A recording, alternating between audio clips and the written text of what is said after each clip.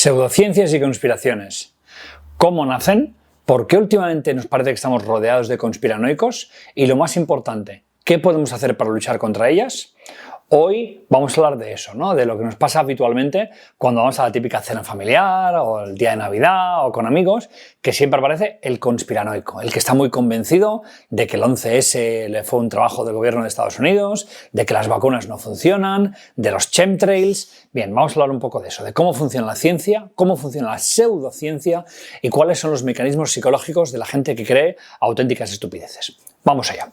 En el vídeo voy a hacerlo en tres partes. En la primera parte voy a hablar de cómo funciona la ciencia. Cogeré un ejemplo bien sencillo, que es la Tierra plana. Sabéis que hay gente que cree que la Tierra es plana. Entonces, voy a explicar por qué sabemos que la Tierra no es plana y haciendo eso explicaré un poco los principios del método científico.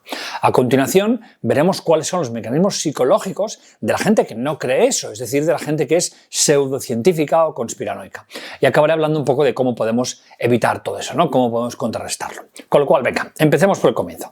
Me parece absolutamente absurdo tener que hacer esto, pero usando algo tan sencillo como una naranja y un plato, os voy a explicar por qué sabemos que la Tierra no es plana.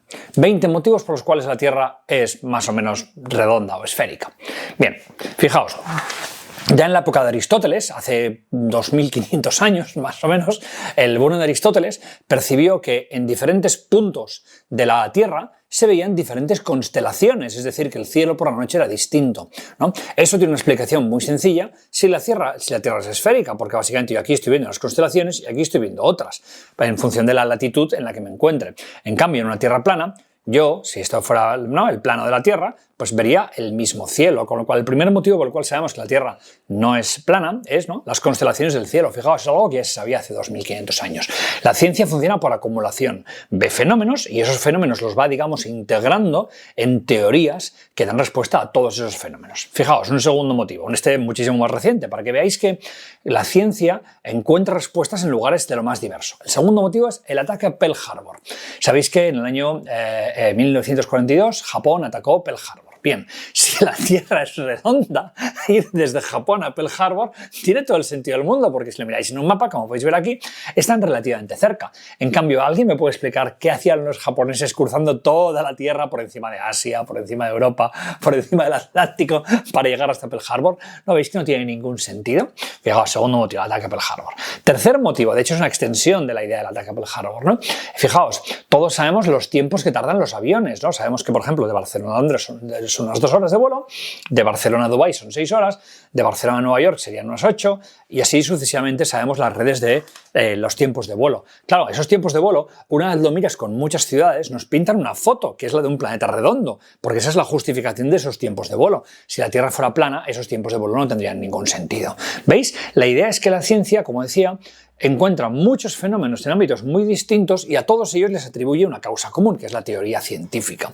Sigamos, evidentemente sabemos el motivo 4 por el cual la Tierra es redonda, las fotos que se han tomado desde el espacio, ¿no? Continuamente tenemos naves orbitando la Tierra que han hecho fotos de la Tierra y evidentemente vemos que es redonda. Sigo, 5, lo podéis hacer vosotros mismos.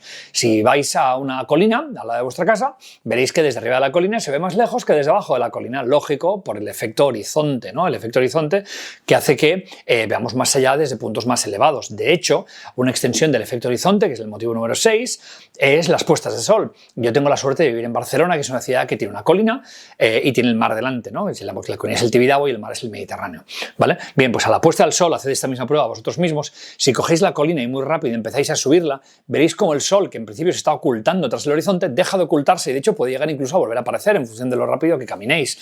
¿Por qué? Porque el efecto horizonte, que es la curvatura del planeta. De hecho, si tenéis un amigo que sea astrónomo, como es mi caso, ¿no? Yo, por ejemplo, soy astrónomo, ¿vale? Cualquier astrónomo os puede enseñar, por ejemplo, los otros planetas a través del telescopio, ¿no? Y, por ejemplo, Júpiter en concreto es un planeta que gira sobre su eje muy, muy, muy rápido. A lo largo de una noche veréis girar a Júpiter sobre su eje y, por tanto, podéis ver que Júpiter es redondo y, por inferencia, bueno, es lógico pensar que la Tierra también lo sea. La prueba número 7 sería la clásica prueba de Eratóstenes. Eratóstenes es este científico egipcio que hizo la prueba estándar que todo el mundo considera la definitiva de que la Tierra es redonda, que es la de los dos palos, ¿no? Cogió dos palos y midió la sombra de los dos palos, ¿no? Entonces uno lo puso en Alejandría, que está en el norte de Egipto, y el otro lo puso en el sur de Egipto, a 800 kilómetros de Alejandría. Y lo que se dio cuenta es que a mediodía en uno de los dos palos no había sombra, porque estaba prácticamente muy cerca del Ecuador, y en cambio en el otro palo sí que había sombra. Claro, la única explicación de eso es que los dos palos estén ligeramente inclinados así, porque así uno haría sombra y el otro no. Si los palos fueran paralelos, como sería el caso en una Tierra plana, los rayos caerían así y la sombra sería idéntica en los dos palos. Con lo cual, fijaos cómo la ciencia tiene esta componente, si queréis, aburrida, pero claro, yo más que aburrida prefiero llamarla repetitiva, de que los mismos fenómenos provocan los mismos resultados, ¿no? Es decir, si la Tierra es redonda, todo eso tiene toda una serie de consecuencias, que son estos ejemplos que os estoy dando, ¿no? Fijaos, siguiendo con los ejemplos, el ejemplo número 9, ¿no?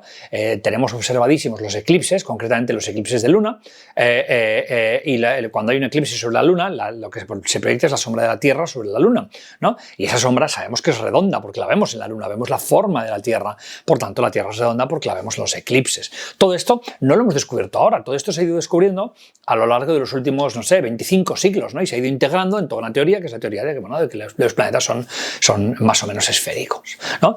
Siguiendo con más motivos, el motivo número 10, ¿cómo funcionaría la gravedad en una Tierra plana? Esto es una cosa que la verdad es que un día me gustaría conocer a un terraplanista para que me lo explique, ¿no? Si la Tierra es solamente como un disco, ¿no? Como un plato, ¿no? Y aquí tenemos, yo qué sé, Barcelona, y aquí tenemos Australia, ¿cómo funciona la gravedad? ¿No? Porque en una Tierra redonda es bien sencillo. Si aquí está España y aquí está Australia, bueno, como que la atracción gravitatoria es hacia el centro del planeta, ¿no? Pues bueno, pues tiene sentido, pero en una Tierra plana, que alguien me explique cómo funciona la gravedad, porque la verdad es que me gustaría ver las ecuaciones, serían bien curiosas de ver. De hecho, siguiendo con esa teoría de los fenómenos que no tendrían ningún sentido, ¿alguien me puede explicar en una Tierra plana por qué hay lugares de la Tierra en los cuales es de día y hay lugares en los cuales es de noche? Porque claro, si la Tierra es plana, la luz le da al mismo tiempo a toda la Tierra.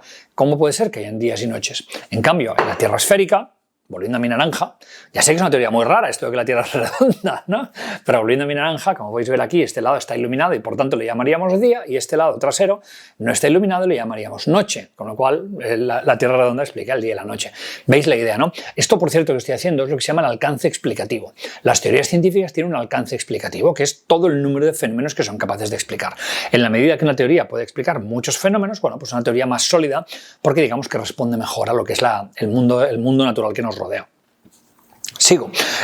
Otro ejemplo muy bonito sobre por qué sabemos que la Tierra es redonda, y este me lo explicaron una vez y es bastante curioso. Se hace con puentes, ¿vale? Tenéis que coger un puente que sea muy grande, por ejemplo el Golden Gate. ¿Sabéis el Golden Gate de San Francisco? Aquí os lo pongo en una imagen, ¿vale? Es un puente en el cual tenemos dos pilares, ¿no? Y esos pilares están separados una gran distancia. Bien, pues resulta que hay gente que se ha tomado la molestia de coger un láser y medir la distancia entre los pilares, ¿no? Entonces, claro, fijaos, los dos pilares, ¿cómo están puestos? Están puestos verticalmente, pero están puestos verticalmente respecto al suelo que tienen debajo. Como el suelo es curvo por la curvatura de la Tierra, incluso con un puente que mide, nada, unos pocos kilómetros, ya se nota de que los pilares no están así, sino que están ligeramente inclinados hacia el exterior, porque cada uno de ellos está apuntando al centro de la Tierra, que digamos que sería su abajo. Bien, ¿cómo se hizo la prueba? La prueba se hizo cogiendo un láser y midiendo la distancia entre los dos pilares en la base, y luego mirando la misma distancia arriba de los pilares. Y como sería de esperar, arriba de los pilares la distancia es ligeramente superior que abajo, por la curvatura de la Tierra,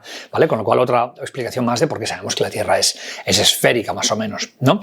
No solamente eso, sabéis que en los años 90 había un avión que era el Concorde. El Concorde era este avión supersónico que volaba, por ser supersónico, volaba a más altitud que los aviones convencionales de ahora, ¿vale? Bien, pues resulta que los miles de pasajeros que volaron con el Concorde pudieron ver perfectamente, porque a esa altura se veía la curvatura de la Tierra, con lo cual otra prueba más de que la Tierra es más o menos esférica. De hecho, generalizando esa idea, sabéis que desde los años 50-60 más de 600 personas, unas 640 personas han ido al espacio, ya sea pues cosmonautas rusos, o ya sea todo el programa Apolo, el programa Gemini, la gente que ha ido en la Estación Espacial Internacional, las lanzaderas espaciales, pues son más de 600 personas. ¿Qué me estáis diciendo? ¿Que esas 600 personas mienten? ¿Todas mienten? mienten exactamente igual? ¿No veis que es un poco increíble? Es evidente que toda esa gente que ha ido al espacio y explica la misma historia, seguramente es porque lo que han visto es lo mismo, que es una Tierra, pues bueno, pues más o menos esférica, ¿no? Otro reto para los terraplanistas. Si hay algún terraplanista que me esté mirando, por favor que me conteste esto, ¿vale? En una Tierra plana, ¿me puede explicar cómo funcionan los climas? Porque es bien curioso. En teoría, según los terraplanistas, lo podéis ver aquí, que lo pongo en una imagen, el polo norte está en el centro y en el exterior del disco está la Antártida, ¿vale? ¿Por qué están fríos el polo norte y la Antártida en una Tierra plana? Porque a mí, la verdad, no se me ocurre ninguna explicación en una Tierra plana. En cambio, en una Tierra esférica, volviendo a mi naranja, que luego me tomaré de postre, ¿vale? Explicar los climas es trivial, que tiene que ver con la incidencia solar, el ángulo de los rayos solares contra la Tierra y, por tanto, lo frío o lo cálido que es el clima en la Antártida, en el Polo Norte o en Nigeria, por poner un ejemplo, ¿vale? Del mismo modo que hablamos de los climas, hablamos de las estaciones. ¿Cómo explicáis el verano y el invierno en la Tierra plana? Porque la verdad es que, lo digo en serio, me gustaría tomarme un café con un terraplanista para que me lo cuente. Seguramente nos echaríamos unas risas, porque no creo que tenga una explicación sólida de por qué existe el verano y el invierno en la Tierra plana, cuando en cambio, volviendo al mismo ejemplo que decíamos antes, en una Tierra esférica es totalmente entendible en función de, ya digo, la orientación del planeta respecto al Sol y cómo inciden los rayos solares y cómo enfría o calienta cada parte del planeta. El motivo 18, llevamos 18, fijaos, llevamos 18 argumentos de por qué la Tierra es esférica, ¿vale? Bien, este también me parece bastante gracioso. Según los terraplanistas, vuelvo a poner aquí la imagen, la corona exterior del disco, porque ellos dicen que la Tierra tiene forma de disco, ¿no? Como un disco de estos de vinilo antiguos, ¿no? Pues la corona exterior se supone que es la Antártida, y que se supone que en la Antártida alguien muy así, como muy malo, ha puesto un muro exterior, como si esto fuera Juego de Tronos, ¿no? Y dicen, no, es que ese muro exterior es impenetrable y eso es la frontera del planeta, ¿no? Y dices, bueno, a ver, teniendo en cuenta que hemos ido a todos los lugares del planeta, teniendo en cuenta que hemos volado por encima del planeta, ¿cómo es que nadie ha visto nunca ese muro exterior? ¿Cómo es que nadie nunca ha subido? ¿Cómo es que nadie lo ha grabado en un vídeo o en una foto? ¿No es un poco increíble? Volviendo a mis ejemplos, el 19, nada, es muy sencillo. Sabéis que ya hace muchísimos siglos, ¿no?, que se hizo la circunnavegación de la Tierra, ¿no? Elcano y Magallanes, ¿no?, se fueron y dieron la vuelta al mundo, ¿no? Y bueno, fueron por una punta y salieron por la otra y pasaron por ahí por Filipinas y, ¿no?, por América del Sur y tal y cual, y dieron la vuelta a la Tierra. Entonces, ¿eso cómo funciona en una Tierra plana? ¿Vale? Y ya generalizando el ejemplo número 20, ¿sabéis qué pasa? Que todo esto que he explicado son fenómenos, ¿no? Y luego lo que hacemos es que hacemos una teoría, y esa teoría es lo que se llama la teoría de la gravitación universal, que le hizo un señor que se llama Newton, igual os suena, y el señor Newton explicó, pues bueno, pues la forma en la que las masas se concentran en formas más o menos esféricas y generan atracciones las unas sobre las otras, y ese es el motivo por el cual estamos más o menos enganchados al Sol, y yo qué sé, pues Io y Ganímedes están enganchados a Júpiter, y así pues los diferentes cuerpos celestes, ¿no? Es decir, la ciencia se basa en observar fenómenos, de esos fenómenos concretos extraer teorías generales y, sobre todo, y esto es lo importante que tienen que entender los terraplanistas, ¿no?, lo que hacemos la gente de ciencia es que somos escépticos de nuestras propias teorías. Es decir, fijaos, teorías cosmológicas han habido ya no sé cuántas, ¿no? Inicialmente se pensaban, ¿no?, que la Tierra era el centro del universo y precisamente fuimos los científicos los que dijimos, oye, no, que la Tierra no es el centro del universo, porque entonces resulta que la forma de las órbitas celestes es muy rara, ¿no? Es mucho más sencillo explicarlo si resulta que el Sol es el centro del universo, ¿no? Y eso fue la teoría ¿no?, copernicana, heliocéntrica, ¿no? Y resulta que no, que con los años nos dimos cuenta de que no, que el Sol tampoco era el centro del universo. Y viene un señor que se llama Edwin Hubble en el siglo pasado, los años 20, y dice que no, que el universo está en expansión y que realmente no tiene un centro, sino que, pues bueno, pues que tiene pues galaxias y todo tipo de estructuras macroscópicas y que nosotros no estamos en el centro ni tampoco lo está el Sol. Y de hecho no solamente eso, sino que viene un señor que se llama Einstein y corrige también toda esa teoría y explica la teoría de la relatividad general y nos explica pues la estructura del espacio-tiempo y no sé qué, no sé cuántos, ¿no? Es decir, los científicos lo que hacemos es que continuamente vemos fenómenos, intentamos extraer teorías, intentamos tumbar esas teorías para hacer teorías mejores. Con lo cual, no hay nadie más entusiasmado en creer en los chemtrails, por poner un ejemplo, que un científico. En el momento que se nos enseñen evidencias que nos permitan hacer una teoría de que los chemtrails realmente tienen una justificación, ¿no? Pero ¿qué pasa? Que esas evidencias no existen, ¿no? Entonces, la segunda parte del vídeo, ¿no?, que he dicho antes, ¿no? ¿Por qué la gente cree en esto? ¿no? Es decir, es obvio, os acabo de dar 20 motivos por los cuales la Tierra sabemos que es redonda, ¿no? Y sabéis perfectamente que hay gente que cree hoy en día que la Tierra es plana, lo cual es absolutamente delirante, ¿no? O sea, no lo quiero llamar enfermedad mental, pero la verdad es que no se me ocurre otra forma de llamarlo, ¿no? Es decir, creer a estas alturas de partido que la Tierra es plana, pues bueno, es más material para un psicólogo que para un científico, ¿no? Entonces, ¿por qué sucede eso? Bueno, pues os lo voy a explicar. Fijaos, está muy estudiada las conspiranoias y la pseudociencia.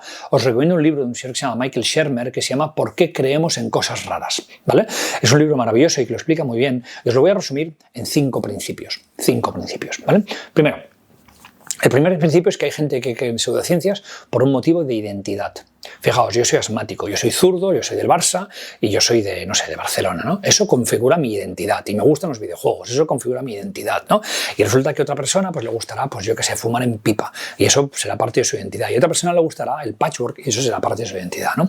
En un mundo que tenemos 8.000 millones de personas, cada cual elige un poco cuáles son los caracteres que van a configurar su identidad. Y a lo largo de la historia esos caracteres han sido de muy diferente índole. Pues por ejemplo, la nación, ¿no? Pues mi identidad se basa en que soy español o en que soy de Indonesia. La religión, no, mi identidad se basa en que yo soy cristiano, que yo soy musulmán, todo esto es absolutamente respetable, que quede claro, ¿vale? No me meto en ningún tema, digamos, religioso, ¿vale?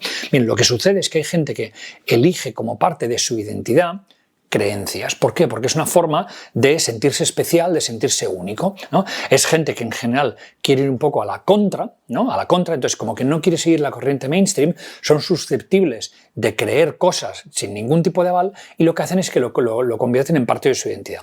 Por eso los conspiranoicos, ¿no? Los negacionistas, todo este tipo de gente, seguro que habéis conocido a alguno. ¿Cuántas veces les habéis dicho cambiar de opinión? Ninguna. Ninguna. Fijaos, yo me he dedicado en Twitter, y los que me conocéis lo sabéis, a luchar contra los antivacunas en su día, ¿no? Contra la vacuna del coronavirus, ¿sí? Y mira que hice hilos divulgativos, y mira que puse papers científicos, y mira que expliqué datos sobre la eficacia de las vacunas, etcétera, etcétera, etcétera. Bien, ¿a cuánta gente conseguí hacer cambiar de opinión? En todo ese tiempo, en unos 5 años. A nadie. ¿Por qué?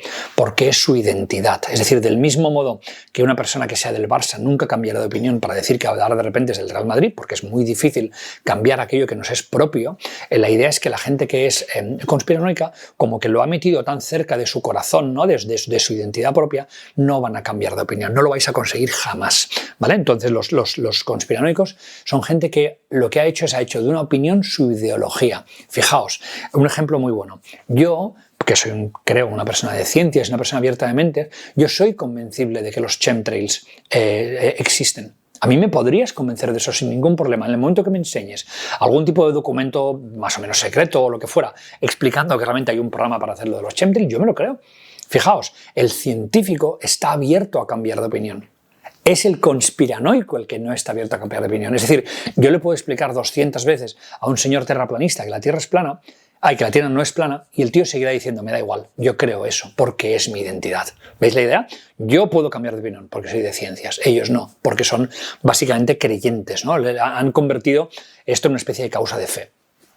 El segundo motivo por el cual existen los negacionistas y las conspiranoias y las pseudociencias es por un fenómeno que se da de la Segunda Guerra Mundial hacia aquí, que es la desconfianza con la autoridad. Fijaos, pasada la Segunda Guerra Mundial, a raíz de la carnicería que aquello supuso, se empiezan a crear entes supranacionales, ¿no? La OTAN, la Comunidad Europea, la ONU, etcétera, etcétera, etcétera, ¿no? ¿Y qué sucede? Que sucede que a un cierto grupo de gente a todo eso le genera una cierta sensación de pérdida de control sobre su entorno, ¿no? Es decir, cuando realmente todo se resolvía a nivel de España, pues bueno, pues tu problema era pues con el gobierno de Madrid, ¿no? O yo qué sé, con el gobierno de Washington para los americanos.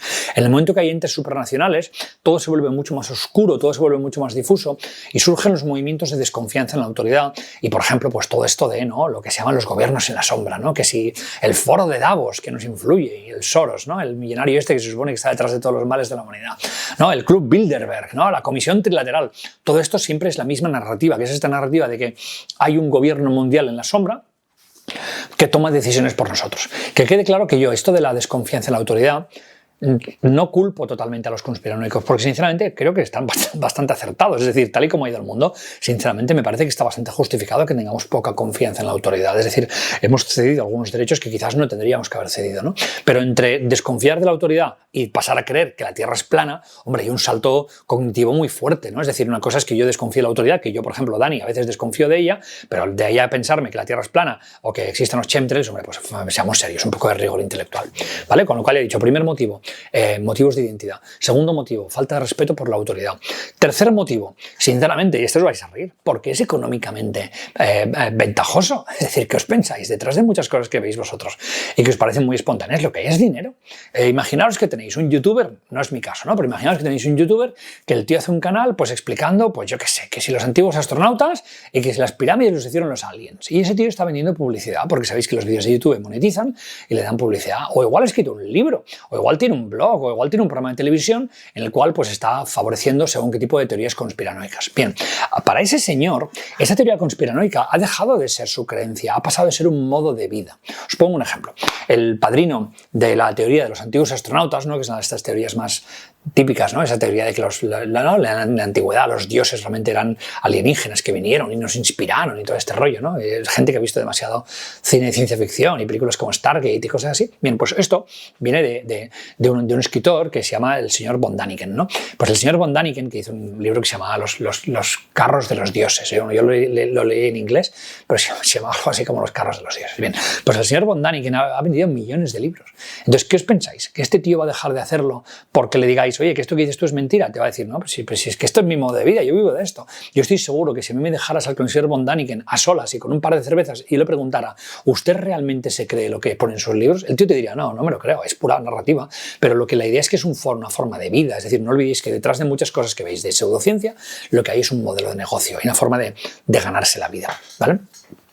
Cuarta causa por la que existen las pseudociencias, sinceramente por búsqueda de popularidad. Búsqueda de popularidad. Fijaos, lo que decía antes, somos 8.000 millones, ¿no? Es muy difícil hacernos populares en el mundo moderno, ¿no? Entonces, la idea es que uno puede llegar a la popularidad de diferentes formas. Por ejemplo, yo hago vídeos, ¿no? Yo hago este vídeo que estoy haciendo ahora. Bien, ¿cuánta gente verá este vídeo? Pues, no sé, si va bien, no sé, 5.000 personas. Esa es mi popularidad, ¿no? Yo hago un tweet. ¿Cuánta gente puede ver un tweet mío? Bueno, bastante más porque soy más conocido en Twitter, ¿no? Pero igual lo pueden ver, no sé, 1 millón, 2 millones de personas. ¿Vale? ¿Qué pasa? Que lo inusual, lo bizarro, vende, ¿no? Vende. Si ahora, por ejemplo, dijera, apuntaros a mi canal porque la semana que viene os voy a enseñar vídeos de que Elvis Presley está viviendo en Tres Cantos, Madrid, y tengo el vídeo que lo demuestra. Ya veríais como la semana que viene tendría mucha gente en mi canal. ¿Por qué? Porque lo que estoy diciendo es inusual, es vistoso, llama la atención, ¿no? Entonces, una forma de hacerse popular es decir o hacer cosas que sean muy espectaculares. Todo el mundo recuerda el caso Kim Kardashian, por si no lo sabéis. Kim Kardashian, que ahora es, ¿no?, la gran influencer, realmente se hizo famosa a base de hacer un vídeo porno. Entonces, a la popularidad se puede llegar de diferentes formas. La conspiranoia es una de ellas, a base de tú vender según qué tipo de teorías conspiranoicas, como que son tan raras, pues resulta que ganas notoriedad. Yo recuerdo, por ejemplo, hace unos años que salió la historia, y no os riáis que va en serio, de uno que decía que se le había aparecido la imagen de Jesucristo en una loncha de jamón. Una loncha de jamón serrano, pues la imagen de Jesucristo. Bien, yo me muero de risa viendo esto, y vosotros seguramente también os estáis muriendo de risa ahora, pero no es menos cierto que apareció en todos los periódicos, por lo que decíamos, porque es fácil hacerse popular diciendo tonterías, ¿vale? Y el quinto motivo, que de hecho es el que quiero dedicar más tiempo, porque este es el que es más peligroso, es lo que se llama el fenómeno de la cámara de eco, ¿vale? Esto es un fenómeno que se da con las redes sociales, y quiero hablar de este porque este es el que tenemos que luchar un poco entre todos. Os cuento qué es la cámara de eco. Fijaos. Supongamos que tenéis a ese mismo conspiranoico negacionista en el siglo XVIII. Pues seguramente sería el raro del pueblo, ¿no? Viviría en un pueblo en el cual él diría, oh, sí, el rey es un marciano, o vete a saber tú qué tontería. Pero ¿sabéis qué pasaría? Que nadie le haría ni caso, porque sería el raro del pueblo, y la gente en el bar diría, mira, el Paco es el raro del pueblo, y no iría más allá de eso. Bien, llegan las redes sociales hace unos 10 años, ¿y qué sucede? Que ese raro del pueblo, ¿no?, el señor Paco, ahora resulta que puede hablar con el raro del pueblo al lado, y ahora resulta que puede hablar con el raro del pueblo de Francia, y con el de Nueva Zelanda y el de Los Ángeles, y de repente resulta que todos los raros del pueblo han encontrado un lugar donde reunirse, porque sabéis que en las redes sociales la distancia es cero. Es decir, yo estoy igual de cerca de mi madre, que vive en mi misma ciudad, que de un señor que esté en Los Ángeles, porque al final las redes sociales lo que hacen es que nos unen a todos, lo cual es bueno, pero también es malo, ¿no? ¿Y qué sucede? Que esos colectivos de lo que llamamos los raros del pueblo pueden llegar a ser relativamente numerosos. Fijaos, vamos a ser serios. ¿Cuánta gente puede creer en el mundo que la Tierra realmente es plana? A ver, sinceramente, teniendo en cuenta lo absurdo que es, pongamos que sea 1 de cada millón. ¿Sí? Pongamos que de cada millón de humanos haya uno que se crea que la Tierra es plana, ¿vale? Bien, pues fijaos, en un planeta con 8.000 millones de personas, esos son 8.000 personas. Y 8.000 personas ya es un cierto grupo, ¿sí? Bien, vayamos a casos más populares, los antivacunas. Pues los antivacunas igual no son 1 de cada millón, igual son, yo qué sé, pues 1 de cada, no sé, 10.000. Claro, fijaos, 1 de cada 10.000 estadísticamente es mucho o es poco. 1 de cada 10.000 no es nada. 1 de cada 10.000 es que ni te lo mirarías, es una sombra estadística. Pero 1 de cada 10.000 son 800.000 personas. Y 800.000 personas pueden hacer mucho ruido. Y la idea es que eso es lo que es la cámara de eco. La cámara de eco es que esas personas, como están altamente motivadas por su creencia, siendo una minoría extrema, porque lo veis, estadísticamente son muy poquitos, a nivel de ruido pueden hacer muchísimo ruido y generar la percepción en el colectivo global de que son más de los que son. Fijaos, yo recuerdo cuando yo hablaba de las vacunas del coronavirus, sabéis que la tasa de vacunación en España entre adultos por coronavirus fue mayor al 90%, es decir, la inmensísima mayoría de la población se vacunó, la inmensísima mayoría. Y en cambio venías a mi Twitter y parecía que estábamos igual a igual, porque continuamente estaban ahí los antivacunas dando la brasa, bla, bla, bla, bla, bla. Y yo que me conocía mi canal, porque era mi canal de YouTube, mi canal de Twitter, sabía perfectamente que eran 4, literalmente 4, siempre dando la brasa a los mismos. Pero ¿qué pasa? Que la idea es que están altamente motivados. ¿Por qué? Porque les mueve la fe, ¿vale? Es decir, la idea es que esos 4 igual hacen más ruido que 10.000, porque para mí, sinceramente, aparte de por hacer este vídeo y ganar 4 visualizaciones y por reírnos un rato, hacer un vídeo sobre que la Tierra es redonda, pues francamente mi motivación es tirando a baja, porque es un conocimiento que lo doy como súper asumido. Pero para ese tío que es terraplanista, dar la brasa con que la Tierra es plana le motiva muchísimo porque es su identidad. ¿Veis la idea? Es decir, los raros tienen mucha más motivación que los científicos, para que nos entendamos. Y entonces lo que sucede es que, estando en franca minoría los que tienen el conocimiento así como frontera o pseudociencia, o como queráis, podría parecer que son más de lo que son sencillamente porque chillan muy alto, ¿vale? Ese colectivo que realmente estadísticamente lo mirarías y dirías, pero si no sois nadie, si sois 4, pues la sensación que a veces tenemos es que son muchísimo más. Eso es lo que se llama el efecto cámara de eco, ¿no? El efecto cámara de eco, además, lo que tiene que ver, y por eso se llama cámara de eco, es que como que se reúnen entre ellos, se van como reconcentrando, porque uno dirá, no, yo tengo un informe, yo también, y no sé qué, y no sé cuántos, tal cual, y se mueven por grupos de Telegram o por grupos de WhatsApp, y realmente entrarías ahí dentro y dirías, pero ¿esto qué es? ¿Esto es una ceremonia de la locura o qué? Porque realmente están intercambiando todos información de la misma opinión y lo único que hacen es arrinconarse todavía más en esa creencia falsa. De hecho, yo muchas veces me he tomado la paciencia, mira, pues porque era un familiar o porque por el motivo que fuera, de intentar convencer a un conspiranoico, ¿no? A un negacionista. ¿Sí? ¿Sabéis cuál es la reacción al final? Cuando los vais acorralando, sabéis que, bueno, yo creo que soy un tío con bastante paciencia. Yo me he tirado horas intentando convencer a una persona, ¿sí? Al final, ¿qué van? A la agresividad. Van a la agresividad por un motivo, porque se quedan sin argumentos, pero se niegan a admitirlo por lo que decíamos antes de la identidad. A mí, por ejemplo, y esto es delirante decirlo, pero es que es tal cual, a mí, explicando a la gente del tema de vacunación, ya ves tú, vacunación tampoco es nada que sea tan dramático, a mí me han amenazado de muerte. ¿Por qué? Porque la idea es que se sienten inseguros. En el momento que tú a ese que es negacionista lo acorralas y le llegas al punto en el cual dices, no ves que lo que dices no tiene sentido, básicamente en su cerebro lo que está sucediendo es que tú lo que le estás diciendo es, no ves que llevas toda tu vida equivocado, y como que son incapaces de admitir eso, porque claro, sería desmoronar todo su edificio. O sea, fijaos, yo os he dado 20 pruebas de que la Tierra es redonda, ¿sí? En el momento que a un negacionista le haces caer su castillo de cartas, es que se le cae toda su identidad. Entonces, ¿qué pasa? Que al final acaban en la agresividad, acaban en sacando las uñas, porque lo que no quieren es que hagas eso, ¿no? Lo que no quieren es que precisamente les desmorones todo aquello que llevan queriendo toda su vida, ¿no? Entonces, el efecto cámara de eco es eso, ¿no? Ese efecto en el cual colectivos que son tremendamente minoritarios parecen más grandes de lo que son porque están altamente motivados y se retroalimentan unos a otros, ¿no? Entonces, acabo el vídeo con una reflexión, ¿no? Lo que he dicho al comienzo, bueno, ¿Cómo funcionan los movimientos negacionistas, ¿no? Los movimientos conspiranoicos? Bueno, básicamente, lo que he dicho, por 5 motivos creen cosas que son falsas, de hecho no están sujetos al análisis crítico de la ciencia, ¿no? Lo he dicho al comienzo y lo quiero repetir porque creo que esto es lo importante, que quede bien claro, yo soy convencible de que los chemtrails existen. Yo soy convencible de que las vacunas no funcionan. Yo soy convencible de que la Tierra es plana. Claro, yo tengo la mente abierta. En el momento que alguien salga y presente una teoría sólida defendiendo eso, realmente la podremos mirar y diremos, ah, mira, pues tienes razón. Fijaos la de veces que la ciencia ha tenido que corregir postulados que los teníamos como súper arraigados porque nos hemos dado cuenta que eran mentira. Por ejemplo, cuando llegó la revolución de la cirugía, ¿no? Sabéis que la cirugía antiguamente se hacía sin ningún tipo de higiene, ¿no? Y resulta que de repente pues hay unos médicos que dicen que no, que estamos pasando enfermedades en las intervenciones quirúrgicas y que lo que hay que hacer es desinfectarse, ¿no? Antes de hacer intervenciones quirúrgicas. Pues aquello fue una revolución, porque era romper con el saber científico anterior, ¿no? Que la gente decía, oye, pero ¿cómo puede ser? Pero si esto de desinfectarse las manos, tal y cual, ¿no? Entonces, la ciencia avanza a trompicones, avanza descartando teorías y haciendo teorías nuevas. Entonces, quiero acabar el vídeo hablando un poco de cómo detenemos a los conspiranoicos, ¿no?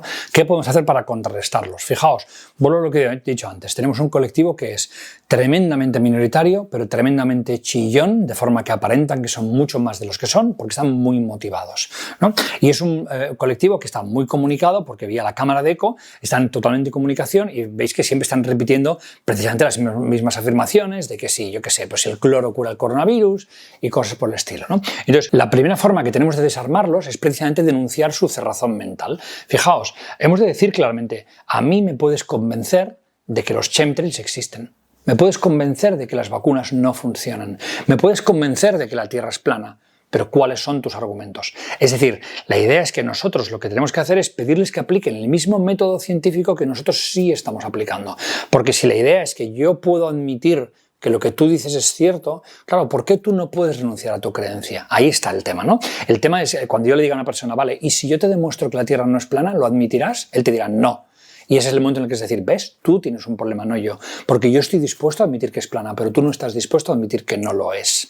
Yo soy el científico, tú eres el creyente. ¿Sí? Con lo cual, primera idea, denunciar la cerrazón mental. Segunda idea, no alimentar la cámara de eco, ¿vale? Es decir, cada vez, fijaos lo que decía antes, nunca consigo convencer a un conspiranoico de que cambie de opinión, nunca, ¿vale? Entonces lo que tenemos que hacer es precisamente no darles altavoz, porque cada vez que les damos un altavoz en un programa de televisión, en un blog o lo que sea, lo que estamos haciendo es precisamente ayudar a que el colectivo sea más grande, porque siempre hay gente dubitativa que puede caer del lado de la ciencia o del lado de la conspiranoia, ¿no? Entonces, a base de darles altavoz a esta gente, pues resulta que cada vez que se habla de los antivacunas, pues aparecen 10 antivacunas nuevos, del mismo modo que cada vez que se habla de suicidios, pues resulta que eso tiene un cierto efecto llamada, ¿no? Entonces hemos de evitar el efecto llamada. Por eso yo, por ejemplo, de un tiempo a esta parte, en redes sociales directamente es o blog o ignorar cada vez que me viene uno de estos, porque sinceramente es una batalla que está perdida. Lo que hay que hacer es tratar ese colectivo como lo que es un colectivo frontera, ¿no? Es un colectivo frontera en el sentido que su conocimiento para mí está en la frontera entre lo que es, ¿no?, conocimiento y lo que es literalmente una enfermedad mental, porque esa cerrazón mental, admitir que algo que tú dices es falso, hombre, a mí, no sé, estaría bien que lo mirara un psicólogo, ¿no? Porque en la medida que alguien niega que el cielo es azul, le dices, oye, pues no sé, pues quizás el problema lo tienes tú, ¿no? Y luego, la tercera forma que tenemos de luchar contra ellos, evidentemente, es educación.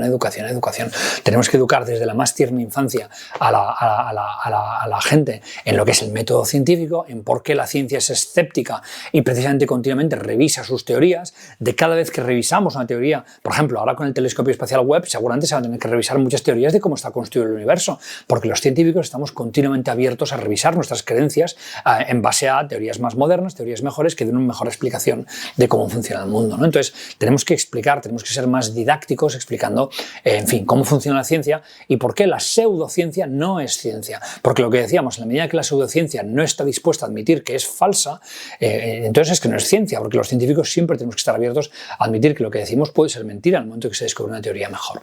¿Vale? Ese era el objetivo del vídeo de hoy, ¿no? El objetivo del vídeo de hoy era explicar un poco cómo funciona la ciencia, cómo avanza, por qué la pseudociencia tiene un postulado que es exactamente lo opuesto al de la ciencia, que es el de no estar sujeto sujeto a la revisión, ¿no? A la admisión de que eso puede ser un error, ¿vale? Y cómo podemos nosotros entre todos contribuir a hacer un mundo pues, un poco más educado científicamente y un poco menos abierto a los negacionistas, a las pseudociencias, a los chemtrails y todo este tipo de tonterías, ¿vale? Espero que os haya gustado el vídeo. Si ha sido así, por favor, si me dais un like, así sé los temas que van gustando más, que van gustando menos.